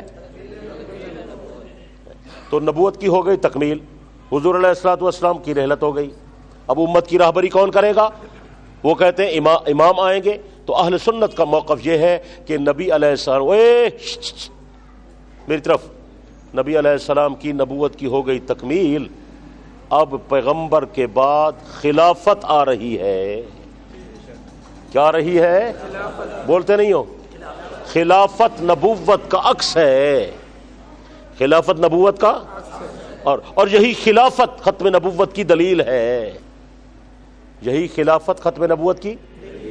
اگر پیغمبر کی نبوت کی تکمیل نہ ہوتی تو ابو بکر کبھی جانشین نہ بنتا، کبھی بھی مسند خلافت پر. بولتے نہیں ہو؟ سمجھ آ رہی ہے یا نہیں سمجھ آ رہی؟ تو ہم خلافت کے قائل ہیں، وہ امامت کے قائل ہیں. وہ امامت اور ہے، خلافت اور ہے. بات قابل غور ہے. اب ضروری معلوم ہوتا ہے کہ میں ذرا خلافت کی بھی وضاحت کر دوں. ضروری ہے یا نہیں ہے؟ تھک تو نہیں گئے؟ میرے خیال آپ تھک گئے. تھک گئے تو مجھے بتائیں. میں اللہ کی رحمت سے تھکنے والا نہیں ہوں، بلکہ مجھے تو دین کے کام میں جو ہے نا وہ تھکاوٹ میری دور ہوتی ہے. بتا دوں اسی تقابل میں چلنا ہے. اسی تقابل میں عقیدہ امامت کے بنیادی جو ہے وہ شرائط کتنے تھے، انہی کو لے کر چلتے ہیں. امام معمور من اللہ ہوتا ہے، وہ کہتے ہیں امام خدا بناتا ہے. ہم کہتے ہیں خلیفہ خدا نہیں بناتا، خلیفہ اہل حل و عقد بناتے ہیں، شورا بناتی ہے، باہم مشورے سے طے ہوتا ہے فلاں آدمی کو خلیفہ بناؤ. سمجھ آ رہی ہے یا نہیں سمجھ آ رہی؟ خلیفہ کون منتخب کرتا ہے؟ اہل حل و عقد بناتے ہیں. سمجھ آ رہی ہے؟ باہمی مشورے سے. علم والے بصیرت والے خلیفہ منتخب کرتے ہیں. وہ کہتے ہیں امام ہمارا معصوم عن الخطا ہوتا ہے. ہم کہتے ہیں معصومیت نبی کا خاصہ ہے، پیغمبر کے علاوہ معصوم جس طرح نبی علیہ الصلوۃ والسلام پر نبوت مکمل ہے، اسی طرح آپ پر معصومیت بھی مکمل ہے. آپ نہ صرف خاتم النبیین ہیں بلکہ آپ خاتم المعصومین ہیں. اور سمجھ آ رہی ہے؟ اور جو آدمی نبی کی صفت معصومیت کو غیروں پر تقسیم کرے، اس کا مطلب ہے وہ ختم نبوت کا غدار ہے. سمجھ آ رہی ہے؟ یہ معصومیت نبیوں کی لازمی شرط ہے، نبی کے علاوہ کوئی اور معصوم. سمجھ آ گئی بات؟ اب رہی یہ بات کہ امام تو ہوتا ہے، بولتے نہیں ہو، امام تو ہوتا ہے معصوم، تو جو خلیفہ ہے وہ کیا ہوتا ہے؟ خلیفہ محفوظ ہوتا ہے. نبی معصوم ہے، صحابہ محفوظ ہیں. اب یہ پھر ایک مستقل عنوان ہے، موضوع ہے، اور محفوظیت کو سمجھنے کے لیے کم از کم 6 مہینے کی کلاس ضروری ہے. اس پر بھی الحمدللہ میں نے کام کر دیا ہے، آپ دعا فرمائیں وہ چھپ جائے. کتاب ابھی چھپی نہیں ہے، کام کر دیا، کام مکمل ہو گیا ہے بعون اللہ تعالی و بتوفیق اللہ تعالی. بل موٹا موٹا سمجھ لیں، نبی معصوم ہوتا ہے اور صحابی. اس کا مطلب کیا ہے؟ مطلب سمجھو. اوئے کوئی نہیں سمجھائے گا آپ کو اس کا مطلب کیا ہے. اس کا مطلب کیا ہے؟ معصوم وہ ہوتا ہے، او چاچے، معصوم وہ ہوتا ہے جس میں گناہ کا صدور بھی محال ہو. گناہ ہو نہیں سکتا نبی سے گناہ. اور محفوظ وہ ہوتا ہے، محفوظ وہ ہوتا ہے کہ اس سے گناہ ہو تو سکتا ہے لیکن یا تو ہوتا نہیں ہے، اگر ہو جائے تو وہ گناہ پر قائم نہیں رہتے، موت سے پہلے گناہ سے اللہ سے معافی مانگ لیتے ہیں، اپنے نامہ اعمال سے گناہ محو کروا لیتے ہیں، مٹوا لیتے ہیں، اور ان کی مغفرت کا اعلان دنیا میں ہو جاتا ہے.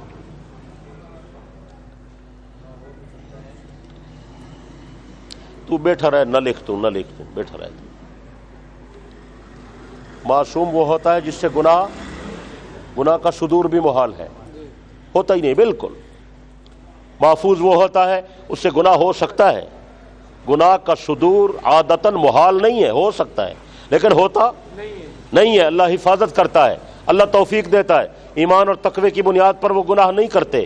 اگر ہو جائے تو گناہ پر قائم نہیں رہتے، اللہ قائم نہیں رہنے دیتا ان کو، اور وہ توبہ کر. یار جیسے نیک آدمیوں کا وضو نہیں ٹوٹ جاتا، وضو ٹوٹ جاتا ہے پھر وہ دوبارہ فوراً کر لیتے ہیں. تو صحابی سے جب محفوظیت کا وضو ٹوٹ جائے وہ فوراً دوبارہ وضو بنا لیتا ہے. اور اگر آپ کہیں میں بالکل آسان بھی کر دیتا ہوں آپ کے لیے، ایک جملے میں آسان کر دوں، حلوہ ملتان والا سون حلوہ بنا دوں، سوکھا آسان عام فہم من بنا دوں. گناہ جس کے قریب نہ جائے، گناہ جس کے قریب نہ جائے وہ تو معصوم ہوتا ہے، اور جو خود گناہ کے قریب نہ جائے وہ محفوظ ہوتا ہے. کس کو سمجھ نہیں آئی بھائی؟ بولیں کس کو سمجھ نہیں آئی؟ کس کو سمجھ نہیں آئی بھائی؟